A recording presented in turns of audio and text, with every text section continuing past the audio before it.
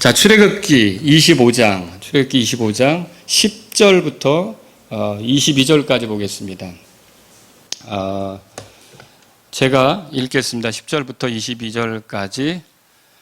그들은 시팀 나무로 궤를 만들되 그것의 길이가 2규빗 반, 너비가 1규빗 반, 높이가 1규빗 반이 되게 할지니라. 너는 순금으로 그것을 입히되 안팎으로 그것을 입히고 그것을 위에 돌아가며 그것 위에 돌아가며 금태를 두르고 궤를 위에 금고리 4개를 부어 만들어 궤의 4 귀퉁이에 달되 그것의 이쪽에 고리 2개 저쪽에 고리 2개를 달지니라. 너는 시팀 나무로 막대들을 만들어 그것들을 금으로 입히고 그 막대들을 궤의 양쪽 옆면 고리들에 끼워 그것들로 궤를 나르게 하며 또 그 막대들을 궤의 고리들에 끼워 두고 거기서 빼내지 말지니라. 너는 내가 내게 줄 증언을 그 궤 속에 넣을지니라. 너는 순금으로 국률의 자리를 만들되 그것의 길이가 2규빗 반, 너비가 1규빗 반이 되게 할지니라.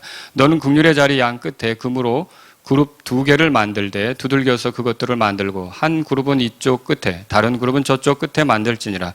너는 국률의 자리 양 끝에 그것의 그룹들을 만들지니라.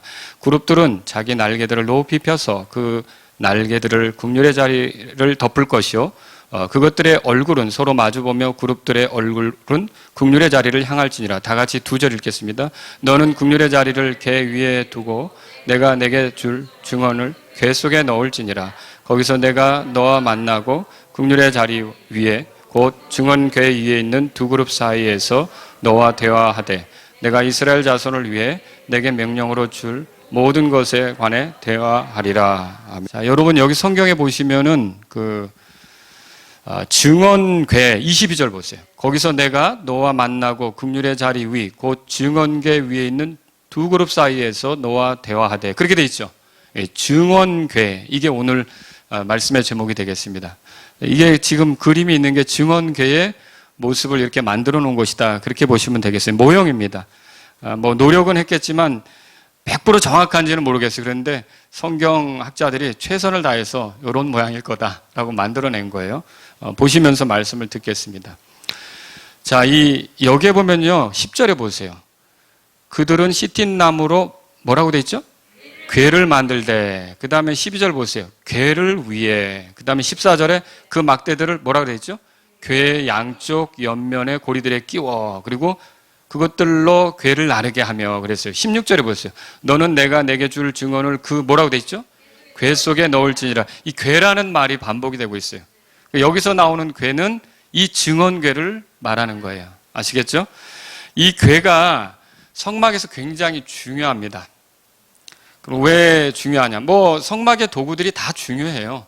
다 중요한데 특히 이 증언궤가 제일 중요하다고 이렇게 할 수가 있어요. 왜 그러냐 보면 성막의 도구들 중에 가장 안쪽에 있는 게 이거예요. 가장 안쪽에 있는 게 자, 지금 여기 그림을 잠깐 성막 그림을 그려놨는데 아시는 분은 이게 성막 전체적으로 크기인데요. 여기가 뜰이에요, 뜰. 그리고 번제단, 요 동쪽이 입구입니다. 동쪽으로 들어가게 됐어요. 동쪽으로 들어가면 번제단이 있고 물두멍이 있고 이따가 이제 그림도 보여드리겠습니다. 그리고 이게 성소가 되는 거예요. 그런데 여기서 요 중간에 있는 게 성소고 이 안쪽으로 들어가는 게 지성소예요. 그러니까 제일 안쪽에 있는 거예요. 알겠죠? 그래서 여기 뜰에는 물두멍하고 번제단이 있고 그 다음에 성소에는 등잔대, 그 다음 빵상, 분향단 이런 것이 있고요. 그 휘장이 여기 이렇게 있어요. 이 휘장을 넘어 들어가면 거기에 바로 오늘 우리가 보려고 하는 궤가 있는 거예요. 그래서 제일 안쪽에 있는 거죠. 그래서 제일 안쪽에 있으면 뭐가 그렇게 중요하냐. 근데 생각해 보세요. 여러분 이제 자, 여기 번제단하고 물두멍 같은 거는 꼭 제사장이 아니어도 볼 수 있어요. 그죠? 유대인이면 제사장이 아니어도 볼 수 있는 거예요. 근데 요 안에 있는 거, 성막이 완성됐을 때 얘기입니다. 요 안에 보면은 빵상, 그 다음에 등잔대, 그 다음에 분향, 재단이 있단 말이에요. 이런 거는 일반 백성이 볼 수는 없어요. 이거 보는 사람들은 누가 봅니까? 제사장들이 볼 수 있어요. 제사장들이 들어가서 볼 수 있는 거예요. 그리고 그 안에 지성소는요, 제사장이라도 못 봐요. 누구만 봅니까? 대제사장만 보는 거예요.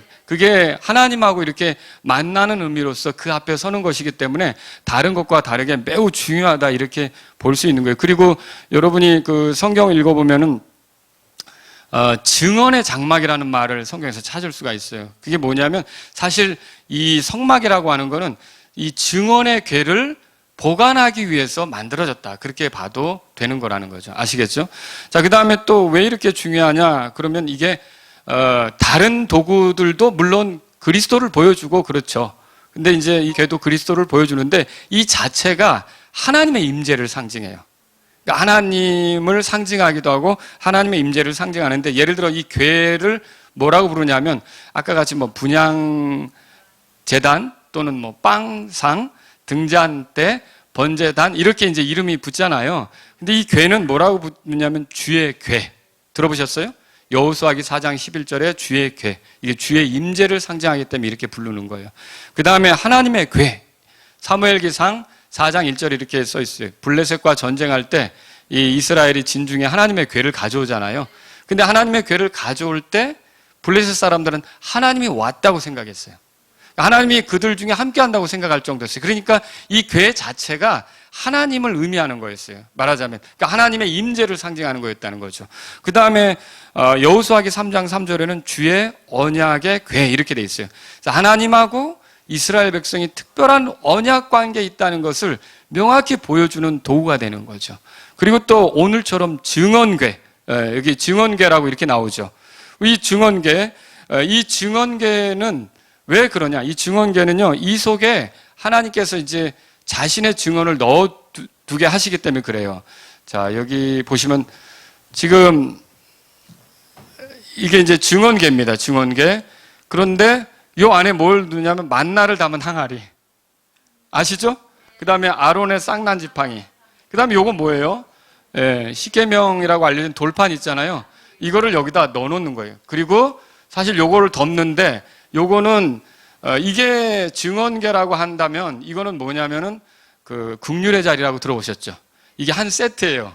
긍휼의 자리를 여기다 이렇게 얹는 거죠. 그래서 가지고 다니는 거죠. 그런데 여기 보시면 이 증언이 여기로 이렇게 하나님의 증언이 들어가는 거예요. 근데 여기는 하나님의 뜻이 들어있잖아요. 뭐 하라, 뭐 하지 말라.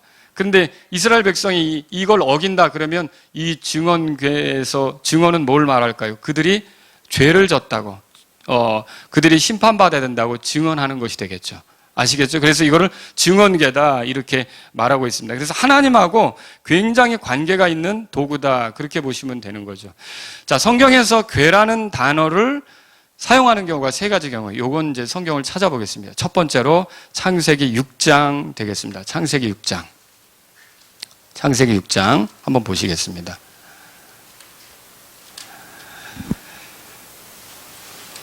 14절입니다. 14절. 자, 같이 읽겠습니다. 14절 시작. 너는 고펠나무로 방주를 짓고 방주 안에 방들을 만들며 역청으로 그것에 안팎을 칠할지니라. 아, 여기에 궤가 있어요, 없어요? 안 보이잖아요. 근데 여기에서 그 방주라고 기록된 거 있죠? 이 단어가 사실은 궤를 말하는 영어 단어랑 똑같은 거예요. 궤. 아시겠죠? 그래서 이게 굉장히 큰 궤라고 생각하시면 되는 거예요. 방주 자체가. 여러분, 하나님께서 이 세상 사람들을 물로써 심판하실 때 이 궤 안에 들어갔던 사람들은 안전했던 거예요. 아시겠죠? 두 번째 궤, 여기 역청을 칠한다는 말에 여러분이 주목하셔야 돼요. 역청으로 그것에 안팎을 칠할지니라 그랬잖아요. 이 역청을 칠해서 그들이 안전했던 거예요. 출애굽기 보세요. 출애굽기 2장입니다. 출애굽기. 그래서 세 가지 궤가 성경에 이렇게 나와요. 자, 두 번째 궤는 어떤 걸까? 한번 보겠습니다. 출애굽기 2장 찾으셨으면 2절 읽겠습니다. 3절입니다. 3절. 다 같이 읽겠습니다. 시작. 더 숨길 수 없게 되매 그를 위하여 갈대로 만든 궤를 가져다가 진흙과 역청으로 바르고 아이를 그 안으로 담아 강가의 부들 사이에 두니. 여기 아이는 누굴까요? 모세죠. 모세의 어머니 요게벳이 왕의 명령대로 해야 되기 때문에 아이를 이제 강에 버려야 되는데 버릴 수가 없었어요. 그래서 궤를 만들었던 거예요. 그리고 이 궤의 안팎을 역청으로 여기도 칠했던 거예요. 이 그 아이를 물에 띄었는데 모세가 익사했습니까? 살았습니까? 살았죠. 살았던 거예요. 그리고 세 번째 괴가 오늘 출애굽기 25장으로 돌아가 보세요. 출애굽기 25장 10절 다 같이 읽겠습니다. 시작. 그들은 시띠임 나무로 괴를 만들되 그것의 길이가 2규빗 반, 너비가 1규빗 반, 높이가 1규빗 반이 되게 할지라. 여기 시띠임 나무로 만드는 괴가 나오는 거예요. 그러니까 첫 번째 괴는 고펠나무로 만든 괴예요. 그걸 방주라 그래요. 두 번째 괴는 갈대로 만든 갈대 상자예요. 그걸 갈대 상자라고 하는데 첫 번째 괴는 누구를 위해 만들었어요? 노아와 그 가족. 그렇죠? 두 번째 괴는요. 모세를 위해서 만들었던 거예요. 물에서 건져지게 했던 거죠. 그리고 세 번째 괴는 이스라엘 백성을 위해서 이제 만드는 건데 하나님께서 이스라엘 백성을 위해서 주시는 건데 여러분 여기 역청이라는 말이 아까 주목해야 된다 그랬죠? 이 역청이라는 말이 히브리어에서 덥다라는 뜻이 있는 그 카파르 거기서 그것과 관계가 있어요. 그러면 이 단어는 속죄하고도 관계가 있어요. 그러면 뭐냐면 역청을 발라서 그 노아의 가족, 그 다음에 모세 다 안전했잖아요. 근데 그 증언궤 여기다가는 뭘 바르는 거냐면 역청을 바르는 게 아니라 피를 바르는 거예요. 피를 바르는 거예요. 그러니까 역청을 발라서 그들이 살아났던 것처럼 이 증언궤 앞에서는 피를 발라서 이스라엘 백성이 사는 것을 알 수 있는 거예요. 그리고 그렇게 함으로써 속죄가 이루어지고 죄가 덮어지고 아시겠죠? 이런 것들을 이것이 보여준다고 보시면 되겠습니다. 자, 오늘 제가 이 말씀을 통해서 이 증언궤를 통해 그리스도인에 대해서 주는 교훈을 살펴보려고 해요. 그럼 먼저 우리가 이제 증언궤가 어떤 것인지 한번 보죠. 우선 궤의 모양을 보죠. 지금 10절 읽었잖아요. 10절. 자, 여기 보면 길이, 너비, 높이가 나온단 말이에요. 자, 요게 길이가 어떻게 된다 그랬어요? 요 길이가 2규빗 반이죠. 여러분 팔을 들어보세요. 팔. 그럼 1규빗은요. 여기 팔꿈치에서 손끝까지예요. 아시겠죠? 그럼 2규빗 반은 요게 하나, 둘 하고 반 정도 간다고 되면 되겠죠. 그 사이즈를 대략 그려보실 수 있겠죠. 보통 45cm 정도 계산하신다고 생각하면 돼요. 또 넓게는 뭐 50cm까지도 보기도 하는데 요 너비도 같고 높이도 같고 이렇게 해서 이쪽에서 보면 정사각형이에요. 이쪽에서 보면 직사각형이고 아시겠죠? 그 다음에 여러분 12절부터 읽어보겠습니다. 시작.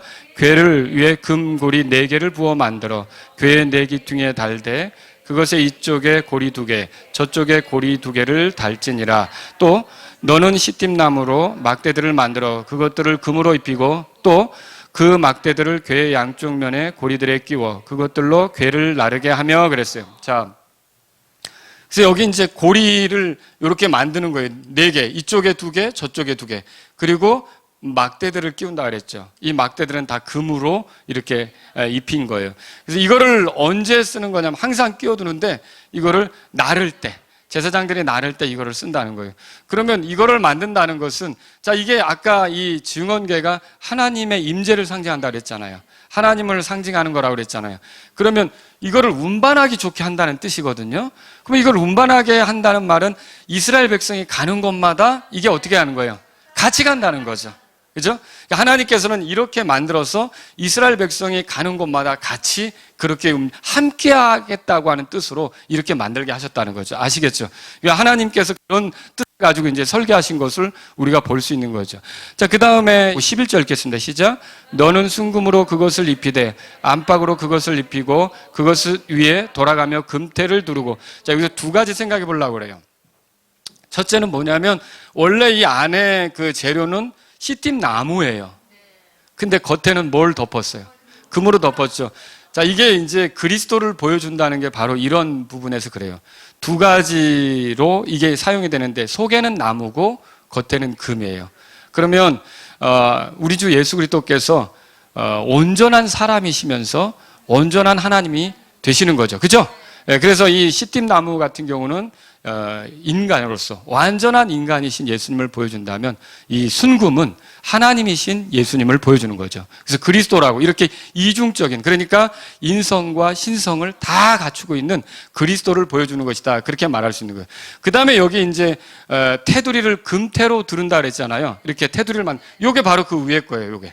이제 이런 식으로 해서 이거를 놓는데 영어성을 가지고 계신 분은 그걸 한번 가만히 보세요. 어떻게 돼 있는가. 거기를 주목해서 보시면 이게 그 11절에 크라운 오브 골드 그렇게 돼 있어요. 크라운 오브 골드. 관이에요, 관.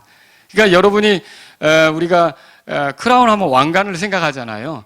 그래서 그리스도에 대해서 말하면서 관을 쓰신, 왕관을 쓰신, 왕이신 그런 통치자이신, 주권자이신 그런 그리스도를 보여준다. 이렇게 말할 수 있는 거죠. 그래서 법궤는요, 그리스도에 대해서 보여주는데 주권자, 왕, 통치자이신 그리스도를 보여준다. 그렇게 말할 수 있는 거예요. 이제 이거를 지금부터 제가 지난주에 여러분하고 말씀을 나눌 때, 성막 자체가 그 그리스도에 대해서 보여준다 그랬잖아요. 그리스도의 모형이라 그랬죠?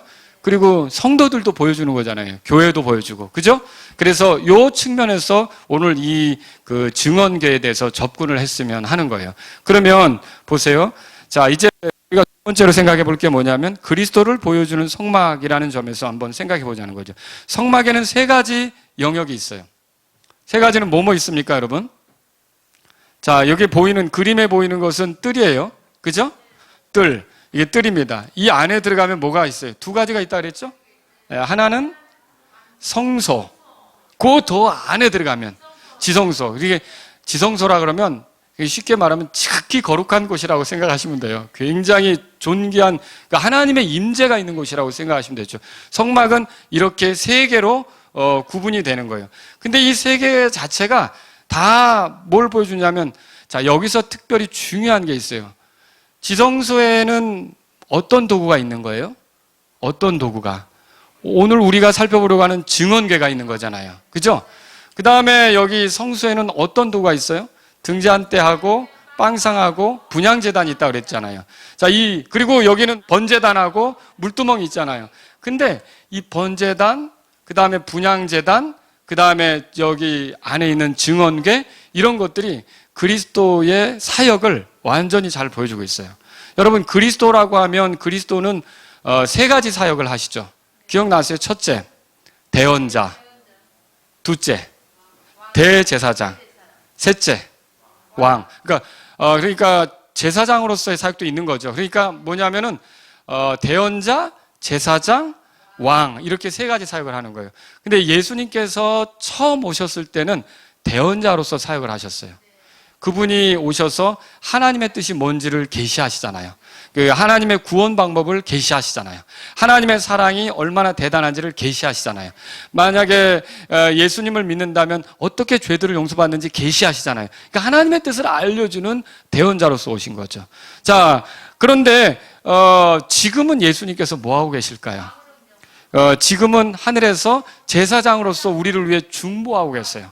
변호하고 계시는 거예요. 우리가 기도하면 그 기도가 하나님께 상달되도록 이렇게 하시면서 하나님과 우리 사이에서 중보하시는 일을 하는 거죠. 그리고 나중에 예수님이 다시 오실 때는 뭘 하실까요? 왕으로서 오시죠. 그래서 계시록 19장에 재림하시는 예수님이 왕들의 왕, 주들의 주, 이렇게 표현된 걸 볼 수 있어요. 그러면 자, 이 세 가지가 그걸 다 보여주고 있다는 거예요. 자, 이 뜰은 예수님의 초림에 대해서 보여주고 있어요. 그러니까 예수님이 초림하셨을 때 어떻게 했냐? 대언자로 오셨는데 십자가에서 죽으셨어요. 피를 쏟으셨단 말이에요.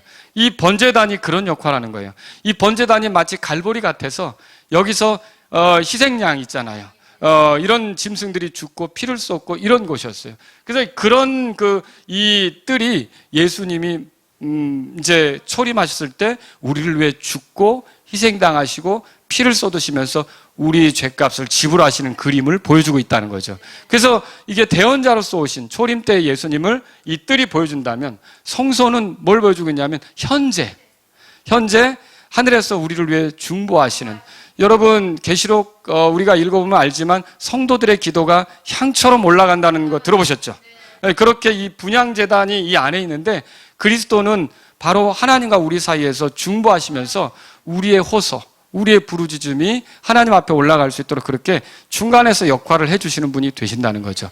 그래서 지금은 제사장으로서 역할을 하고 있는 것이다. 하늘에서. 다시 오실 때는 어떻게 오셔요? 왕으로서 오시죠. 자, 제가 아까 여기 이제 마치 이게 왕관과 같다 그랬잖아요. 그렇게 지성소 안에 있는 이런 증언궤는 왕으로서 오시는 예수님을 보여주는 거죠. 그래서 이 성막만 쳐다보더라도 그리스도께서 대언자로서, 그 다음에 제사장으로서 왕으로서 이런 역할을 하시는 거구나. 또 그리스도께서 예전에는 우리의 죄 때문에 죽으시고 희생당하시지만 지금은 우리와 하나님 사이에 계셔서 중보하시면서 우리 기도가 상달되도록 하시고 앞으로는 왕으로 오셔서 통치하실 것이다. 이런 것들을 보여주고 있다는 거죠. 이해하시겠죠? 자, 이런 것을 우리가 발견할 수 있는 것입니다. 자, 그리고요, 이 성막은 또 뭘 보여주느냐 하면 그리스도인도 보여줘요. 성막은 세 가지 부분으로 이루어졌다고 되어 있었죠? 그렇게 말씀드렸죠? 자, 그 뜰에서는 어떤 일이 일어납니까? 제단을 통해서 희생이 이루어져요. 번제단을 통해서 희생이 이루어진단 말이에요. 그죠? 그 다음에 이 성소에서는 어떤 일이 이루어집니까? 이 희생에서는 경배의 모습, 하나님을 섬기는 그런 모습들이 있어요. 이제 빵을 교체한다든지, 등잔불을 밝힌다든지, 분향제단을 사용한다든지, 분향한다든지, 이런 경배의 모습이 거기에 있어요. 그리고 지성소에는 뭐가 있습니까? 자, 이게 그리스도의 주 되신 거, 왕 되신 거, 여기에 순복하면서 그분의 말씀을 듣고 그분과 만나는 그런 아주 친밀한 교제, 이런 것들을 우리가 지성소에서 발견할 수 있는 거죠. 지성소에는 궤가 있고요, 그 위에 국률의 자리가 있다고 해서 21절 보세요. 21절. 자, 국률의 자리는 아까 이 그림 보셨죠? 이게 맨 왼쪽에 있는 거, 큰 거, 이게 국률의 자리예요. 21절 우리 같이 한번 읽어보겠습니다. 시작. 너는 국률의 자리를 궤 위에 두고 내가 내게 줄 증언을 궤 속에 넣을지니라. 이게 국률의 자리는 어떻게 보면 한마디로 말해서 증언궤, 뚜껑 같은 역할을 하는 거예요. 근데 이것도 그리스도를 보여주는 게, 이 증언궤에 해당하는 것을 오늘날 신약에서 발견하는 건 은혜의 왕자라고 들어보셨어요? 때를 따라 돕는 은혜를 얻기 위해 우리가 그 은혜의 왕자로 나아갈지니라. 그 은혜의 왕자에 해당하는 그 모형이 바로 이 긍휼의 자리예요. 긍휼의 자리는 뭐냐면, 자, 이 안에 요 증언을 넣어두잖아요. 자, 이게 뭐 하라 하지 말라라는 하나님의 법 아닙니까? 그런데 이 뚜껑을 열어놓고 이걸 들여다보는 것 자체가 이 사람에게는 부담이 돼요. 왜냐하면 잘 못 살잖아요. 못 사니까 이 증언의 이 돌판에 의해서 정죄받을 수밖에 없는 거예요. 죄인이라고 정죄받을 수밖에 없는 거죠. 근데 이 뚜껑이 뭘 하는 거예요? 그거를 갖다 막아버리는 거예요. 덮어버리는 거예요. 그럼 정죄가 없도록 이렇게 하는 거죠. 또 여기다가 또 피를 또 쏟아요. 또 거기다가 피까지 뿌려요. 그렇게 해서 뭘 보여주고 있습니까? 이거는요, 사실 율법이 있지만 우리를 정죄하지 않고 우리가 용서받을 뿐만 아니라 하나님의 은혜 속에서 하나님과 교제가 가능하다는 그림을 보여주고 있다는 거죠. 아시겠죠? 그래서 이게 굉장히 중요한 그런 그 자리라고 하는 거죠. 긍휼의 자리다. 그렇게 볼 수 있는 거예요. 자, 여기 18절, 19절 다 같이 읽겠습니다. 시작. 너는 긍휼의 자리 양 끝에 금으로 그룹 2개를 만들되 두들겨서 그것들을 만들고 한 그룹은 이쪽 끝에 다른 그룹은 저쪽 끝에 만들지니라. 너희는 긍휼의 자리 양 끝에 그것의 그룹들을 만들지니라 그랬어요. 여기 이제 있는 게 그룹 모형이에요. 영적 존재. 여긴 머리가 있고 서로 마주보고 있고요. 요게 날개를 펼친 거라고 보시면 되죠. 이 날개로 요 위를 덮는 거예요. 이렇게. 그래서 저거는 두드려서 만든다. 그 천상의 존재를 두드려서 만든다. 그렇게 보시면 되겠습니다. 그리고 20절에 한 번 더 읽어볼까요? 20절 같이 시작. 그룹들은 자기 날개들을 높이 펴서 그 날개들로 긍휼의 자리를 덮을 것이요. 그것들의 얼굴은 서로 마주보며 그룹들의 얼굴은 긍휼의 자리를 향할지니라. 이렇게 해서 긍휼의 자리를 만든다. 그렇게 말하고 있어요. 자, 그리스도인은요, 예수님의 피로 정결하게 된 사람들이에요. 맞습니까? 씻어서 깨끗하게 돼서 이제는 하나님을 섬길 수 있는 준비가 된 사람들이 그리스도인이에요. 여러분 그렇게 믿으십니까? 자, 그래서 이게 우리가 이제 성막을 보는데 여기 처음 들어가면은 번제단이 있잖아요. 번제단에서 죄의 문제를 처리하잖아요. 피를 쏟잖아요. 그리고 요 뒤에 물두멍에서 제사장이 씻고 성소에 들어가서 섬길 수 있게 되잖아요. 근데 그리스도인은 어떤 사람과 같으냐면 이렇게 희생을 통해서, 예수님의 희생을 통해서 죄 용서 받은 사람, 그리고 씻김 받은 사람, 이제 하나님을 섬길 수 있게 된 사람과 같다는 거죠. 여러분이 만일 죄사함 받았다면, 죄사함 받으셨어요? 그러면 여기 성소 뜰에 서 있는 사람과 같다. 성막들에 서 있는 사람과 같다. 그렇게 말할 수 있는 거예요. 아시겠죠? 이렇게 성막들에 서 있는 것 같다. 그렇게 생각하시면 되겠습니다. 자, 그 다음에 그리스도인 중에는요, 또 이렇게 사는 사람이 있어요. 하나님 말씀을 존중하고 듣고 싶어하고 그 다음에 성령님의 인도를 원하고 그리고 또 하나님께 기도하면서 하나님께 뭔가 말씀드리고 이런 그런 그 하나님을 섬기는 거 이런 것들을 원하는 그런 것들을 또 하는 사람들이 있단 말이죠. 자, 근데 여러분 그 성소에 들어가면 말씀을 의미하는 빵상이 있어요. 그죠? 빵상의 모습을 좀 보여드릴게요. 이건 이렇게 빵상은 이렇게 돼 있어요. 그 빵을 이렇게 이제 싸놓는 거죠. 요게 그래서 이게 어떻게 보면 우리의 양식이신 그리스도를 보여주기도 하고요. 하나님의 말씀을 의미하기도 하고요. 자, 그 다음에 이제 등잔대가 거기 있죠. 이거는 빛을 발하죠. 여러분, 그래서 이렇게 하나님 말씀을 듣고, 그 다음에 성령님의 말씀을 통해 성령님의 인도가 있잖아요. 성령님의 인도를 받고, 그리고 이제 하나님께, 요거는 이제 분향재단이에요. 하나님께 이제 기도하고, 이런 게 다 뭐와 관계가 있냐면 경배하고 관계가 있어요. 여러분 경배 때 우리가 말씀 듣고 주님의 뜻이 뭔가 인도받고 또 어때요? 말씀 들으면 여러분 초청 시간에 또 기도도 하고 설교 끝에 나 이렇게 살겠다 하잖아요. 이 경배와 같은 거. 그래서 경배 드리는 사람은 성소에 들어온 사람과 같아요. 여러분 제사장 맞습니까? 네. 제사장은 성소에 들어갈 수 있잖아요. 그죠? 제사장은 성소에 들어갈 수 있잖아요. 우리가 제사장이라면 하나님을 경배할 수 있는 위치에 있는 거예요. 그래서 경배 드리는 생활을 하는 사람은 이렇게 성소에 들어왔다 그렇게 보시면 되는 거라는 거죠. 아시겠죠? 자, 근데 히브리서에 보면 요거는 한번 찾아봐야겠습니다. 히브리서 10장 그 19절, 20절 다 같이 읽겠습니다. 시작. 그러므로 형제들아 우리가 예수님의 피를 힘입어 새롭고 살아있는 길로 지성소에 들어갈 담대함을 얻었는데 이 길은 그분께서 우리를 위하여 휘장 곧 자기 육체를 통해 거룩히 구분하신 것이니라. 히브리서는 뭘 말하고 있냐면요, 성소에 있는, 말하자면 우리 같은 사람들에게 어디로 들어가라고 얘기하죠? 지성소로 들어가라고 얘기하는 거예요. 자, 여기 보시면 지금 이게 성소예요. 이쪽에서 들어가면 여기 오른쪽에 빵상이 있고 왼쪽엔 등잔대가 있죠. 그리고 여기 분향재단이 있어요. 요게 휘장이에요. 아시겠죠? 휘장 저 너머엔 뭐가 있을까요? 지성소죠? 지성소란 말이에요. 이 위에서 본 거고요. 자, 그러면 잠깐 또 돌려보겠습니다. 요게 휘장 모습이에요. 자, 요거는 뭐냐면 저쪽이 성소예요. 이쪽이 지성소예요.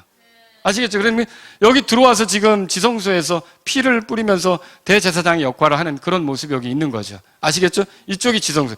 그래서 성경은 뭘 얘기하는 거냐면 지성소로 들어가라고 하는 것을 지금 말하고 있는 거예요. 그럼 지성소는 뭐냐? 지성소는 어떤 곳이에요? 우리 성경을 찾아보겠습니다. 출애굽기 다시 돌아가 보세요. 출애굽기 25장. 출애굽기 25장. 오늘 본문 말씀 보겠습니다. 거기에 보면 마지막에 그 22절 찾으셨으면은 같이 읽겠습니다. 시작. 거기서 내가 너와 만나고 긍휼의 자리 위 곧 증언계 위에 있는 두 그룹 사이에서 너와 대화하되 내가 이스라엘 자손을 위해 내게 명령으로 줄 모든 것에 관하여 대화하리라. 자, 여기 두 가지 주목할 게 있어요. 내가 너와 만나고 그 다음에 대화하고. 이거 굉장히 가까운 교제를 얘기하는 거예요. 굉장히 가까운 교제를 얘기하는 거죠. 그러면 여기서 뭘 얘기하는 거냐면요, 어떤 사람은 그리스도인이지만 여기서 나 죄사함 받았다 이 수준에 있는 사람이 있어요. 나 치킨 받았다, 나 이제 하나님 섬길 수 있는 준비가 됐다, 이렇게 하는 사람이 있어요. 그렇죠? 우리 모두 다 그렇잖아요, 사실. 근데 그렇게 있고 성소 안으로 들어가지 않은 상태에 있는 사람이 있을 수 있다는 거죠.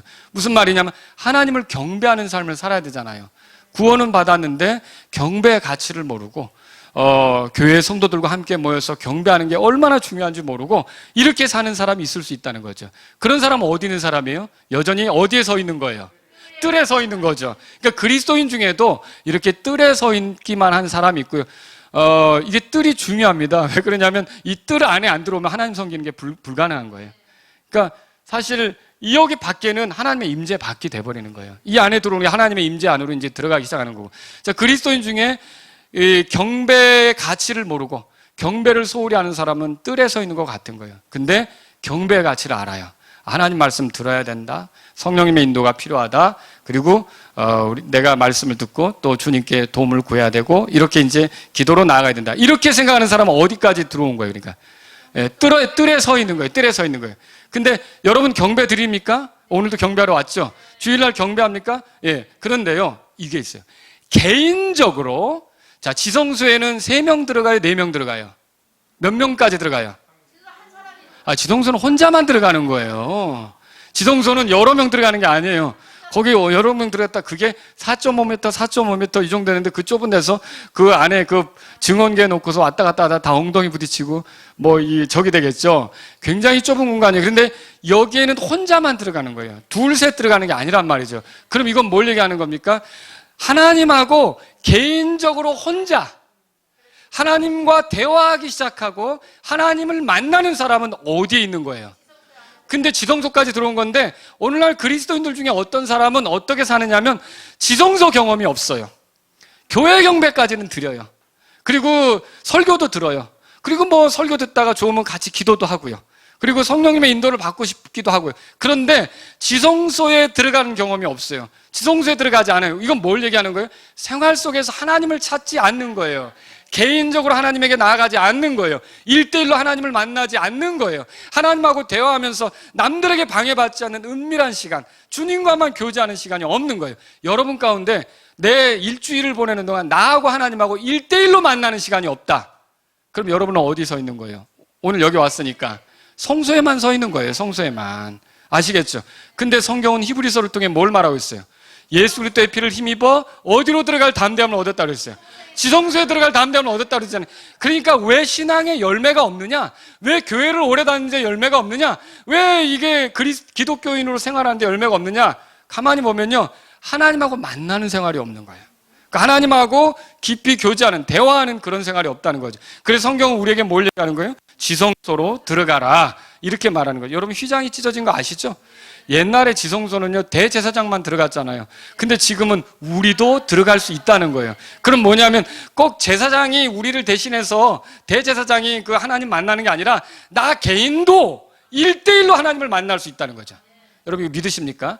예수님의 피에서 이런 특권을 얻었다면 여러분과 저는요, 하루 일과를 보내는 동안 하나님하고 따로 시간을 가질 필요 있는 거죠.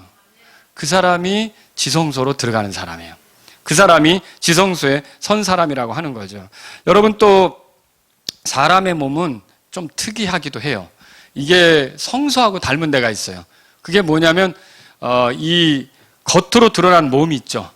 이건 뜰과 같아요. 뜰. 자, 여러분 그 뜰에서 일어나는 일은 유대인들이 볼 수 있잖아요. 이 안에서 일어나는 일은 사람들이 볼 수 있어요? 못 보죠. 이렇게 해서 여기는 이제 뜰인데 사람이 몸으로 하는 건 뜰과 같은 거예요. 알겠죠? 그런데 내면에서 일어나는 거 있죠. 혼이 하는 거 있죠. 이런 거는 말하자면 제가 아까 뭐라고 그랬어요? 여기서는 희생이 이루어진다 그랬죠. 그래서 우리는요, 이 몸으로 희생하면서 사는 것이 하나님께 영광이 되는 거예요.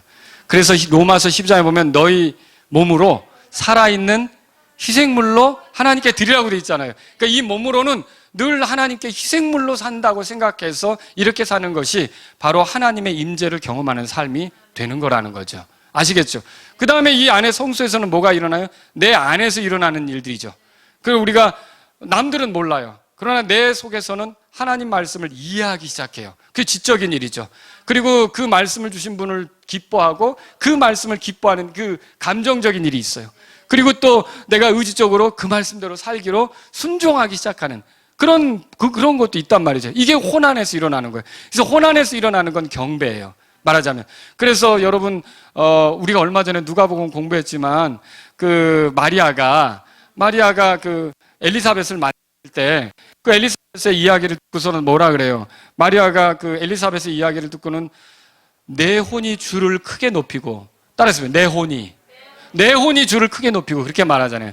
여러분 시편 103편에서 이런 말씀 들어보셨을 거예요. 오, 내 혼아, 주를 찬송하라. 내 속에 있는 모든 것들아, 그분의 거룩한 이름을 찬송하라. 오, 내 혼아, 주를 찬송하며 그분의 모든 은택을 잃지 말지어다. 그렇게 되어 있어요. 그러면 그 혼 안에 더 깊이 들어간 뭐가 있어요? 영이 있죠. 이 영이야말로 우리가 하나님하고 교제할 수 있는 그런 그 활동이 나타나는 것이죠. 그래서 여러분과 제가 거듭났다면 이 영이 살아난 거예요. 그리고 이렇게 영이 살아났다면 하나님하고 교제가 가능한 거예요. 그러면 교제가 가능하다면 그 망설이지 말고 하루 중에 시간을 내서 1대1로 하나님하고 만나는 시간이 필요하다는 거죠. 이것이 바로 영적으로 살아난 사람이 드러내 보일 모습이다라고 하는 것이죠. 그래서 주님과의 은밀한 교제를 나누고 그분의 주권. 자, 아까 제가 예수님의 사역을 설명하면서 번제단, 분향제단, 증언계 얘기했잖아요. 번제단은 희생을 얘기하는 거고, 그 예수님의 희생. 그 다음에 분향제단은 우리를 위해 중보하시는 그리스도를 얘기하는 거고, 증언계는 뭐라 그랬어요? 왕이신 그리스도를 얘기한다고 그랬잖아요. 그러면 바로 그분이 왕이라는 걸 인정하고 은밀한 교제 속에 주여, 내가 이제 주님께서 말씀하신 대로 걷겠습니다. 저하고 대화하시죠. 저에게 가르쳐 주세요. 이렇게 하면서 개인적으로 은밀히 교제하는 것이 바로 이런 이 영적인 교제가 된다라고 하는 것이죠. 자, 오늘 제가 이런 말씀을 드렸는데 여러분 하나님을 섬기고자 한다면 먼저 여러분은 뜰에 서야 합니다. 뜰에 서야. 여러분 뜰로 들어오셨습니까? 예. 죄들의 용서를 받지 못한 채로 정결하게 될 수가 없는 거예요. 그리고 정결하게 되지 못하면 하나님을 섬길 수 있는 준비가 안 된 거예요. 그래서 구원받지 못한 사람은 절대로 하나님을 섬길 수가 없습니다. 구원받지 못한 사람은 무슨 일을 해 밖에서 하는 것과 같은 거예요. 구원받지 못한 사람이 하는 일은 하나님의 임재 밖에서 하는 것과 같은 거고요. 구원받지 못한 사람이 하는 일은 하나님이 함께하지 않는 영역에서 하는 것과 같은 거예요. 근데 여러분 구원받으셨습니까? 그럼 여러분은 이제 뜰 안에 들어와서 정결하게 된 거고, 그런 사람은 이제 섬기고자 하는 거예요. 여러분이 섬기고자 한다면 여러 제사장들과 함께 성소에 서야 합니다. 자, 경배로 하나님을 섬겨야 합니다. 하나님 말씀을 들으려고 하고요. 또 여러분이 성령님의 인도를 받으려고 하고요. 그리고 또 이렇게 말씀에 반응해서 하나님께 기도하려고 하고, 이 경배로 하나님께 나아가는 것이 우리에게 필요하다는 거죠. 혼자서 섬기는 것이 아니라 제사장들은 이제 성소에 들어가서 뭐 말하자면 이제 그 분향제단도 만지는 제사장이 있을 것이고, 빵상을 또 다루는 제사장도 있을 것이고, 또 등잔대도 다루는 제사장들이 있을 것이고, 이렇게 섬기잖아요. 바로 교회가 그런 것과 같은 거예요. 그래서 우리는 이 교회 안에서 하나님을 경배하며 서로 봉사하며 또 서로 섬기고 이런 일들을 할 수 있는 거죠. 이런 식으로 우리가 하나님을 섬길 수 있다는 것을 깨달으십시오.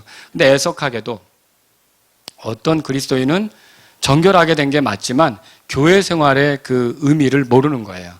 그래서 교회 안 나가도 되는 줄로 생각하고요. 교회 경배를 통해 하나님을 섬기는 것의 가치를 인정하지 않는 거죠.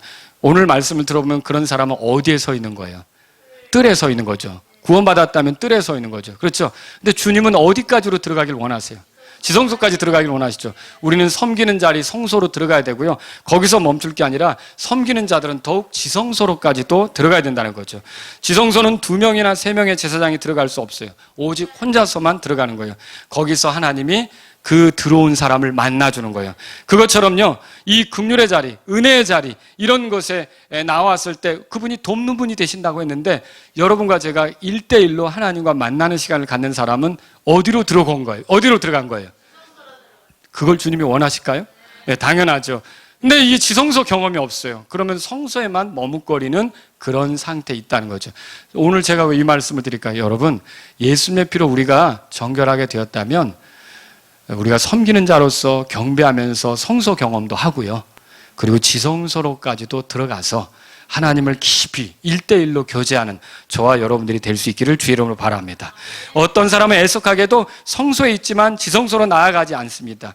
증언의 궤, 하나님의 임재 앞으로 나아가지 않는 거죠. 아무도 방해받지 않는 이 조용한 그런 시간, 조용한 장소에서 주님과 1대1로 여러분 교제해야 돼요. 언제 그럼 여러분이 최근에 주님하고 1대1로 교제해 보셨어요? 교회에서 다 같이 모이는 교제가 아니라, 다 같이 모이는 경배가 아니라 집에서 혹은 사무실에서 혹은 어디에서 내가 하나님하고 1대1로 조용히 대화를 나누면서 교제해 보셨냐는 거죠. 그게 바로 지성소에서의 경험을 우리가 오늘날 갖게 되는 거라고 생각하시면 된다는 거죠. 여러분, 우리는 주님을 섬기는 데 집중합니다. 그래서 섬기는데 되게 신경을 많이 쓰죠. 무슨 말이냐면 성소에서 얼쩡거리는데 그게 나쁜 건 아니에요. 우리가 뭐 찬송 인도도 하고 반주도 하고 또 이런 거 다 성소에서 하는 것과 같은 거예요. 설교하고 이런 거 다 성소에서 하는 거예요. 저기서 온도 재고 뭐 쓰고 이거 다 성소에서 하는 거예요. 그러니까 우리가 서로 섬기는 거란 말이에요. 성소는 섬기는 장소잖아요. 그렇죠? 근데 지성소로 들어가야 돼요. 근데 1대1로 주님을 만나는 경험이 없고 설교자가 아니면 찬송인도자가 반주자가 1대1로 주님 만나는 경험이 없다면 그 사람은 어디서 지금 활동하는 거예요? 성소에서만 활동하는 셈이 되는 거죠. 하나님은 그걸 원치 않으세요. 여러분과 제가 1대1로 주님을 만나는 자리가 있기를 원하시는 거예요. 그래서 예수님이 피를 흘리셨고요. 예수님의 육체의 상징이 되는 휘장이 찢겨지면서 예수님의 찢기심으로 우리가 하나님과 1대1로 교제가 가능하게 됐다는 거, 그걸 보여주고 있는 거죠. 여러분 제사장 맞죠? 제사장 맞죠? 근데 왜 제사장인 특권을 안 사용하려고 그래요? 제사장인 특권은 뭐예요? 누구를 대신해서 이용해가지고 하나님 만나는 게 아니라 내가 직접 하나님 만나는 거 아닙니까? 그러면 오늘부터 여러분이 1대1로 하나님을 만나려고 하셔야 돼요. 예수 그리스도를 의지해서. 그분의 피면, 자, 지성소에 피를 가지고 들어가잖아요. 예수 그리스도의 피면 여러분 하나님과의 교제 충분합니다. 우리가 얼마든지 하나님하고 가깝게 그렇게 할 수 있다는 거죠. 그래서 저는 오늘 이 말씀을 통해서 여러분들이 얼마나 많은 봉사를 하느냐, 얼마나 많은 교제를 나누느냐, 얼마나 열심히 경배에 참여하느냐, 이게 그 영적 어떤 그 형편을 뭐 물론 보여줄 수 있지만 그거보다 더 중요한 것이 있다면 1대1로 주님을 만나는 것이다. 그 사람이 영적으로 건강해요. 그리고 환경이 어렵든지 상황이 좋지 않든지 그런 걸 견뎌낼 수 있어요. 그리고 하나님의 영광을 드러내며 갈 수 있어요. 그래서 오늘 이 말씀을 들은 여러분, 사회적 거리두기로 서로 멀어지고는 있지만 이때가 기회일 수도 있어요. 사람들하고 멀어진다면 주님하고나 더 가깝게 되자. 그래서 지성소에 들어가는 그런 제사장처럼 여러분이 주님과 더 1대1로 교제하는 그런 분들이 될 수 있기를 바랍니다. 우리 기도하겠습니다. 오늘 말씀을 들으신 여러분 가운데 하나님, 저는 구원받았지만 섬기는 것이 참 약했습니다. 제가 하나님을 섬기는데 신실하길 원합니다. 이런 분이 있다면 기도하시고요. 하나님, 저는 경배하고 봉사하고 섬기는 일은 잘하지만 1대1로 주님과 교제해보지 못했습니다. 주님, 제가 따로 시간을 내서 주님 만나기를 원합니다. 이제 주님과 대화하는 그리스도인이 되기를 원합니다.